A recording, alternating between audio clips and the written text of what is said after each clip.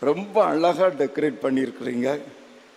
இதை ஏதேன் தோட்டம் என்று சொல்லவா அல்லது வினோத தோட்டம் என்று சொல்லவா என்று எனக்கு தெரியவில்லை. ஏனால் இது ஒரு வினோத தோட்டமாக இருக்கிறது. மாமரத்தில் ஆப்பிள் காய்த்து கிடக்கிறது. ஹார்ட் ஸ்டைலில் தேங்காய் காய்த்திருக்கிறது என்றால் இது வினோதமான தோட்டம் தானே. ரொம்ப அழகாக பண்ணியிருக்கிறீங்க. நேச்சுரல் செட்டிங் அப்படியே கொண்டு வந்திருக்கிறீங்க. தேவாதி தேவன் இதற்கு முயற்சி எடுத்து உழைத்த அனைவரையும் ஆசீர்வதிக்கட்டும்.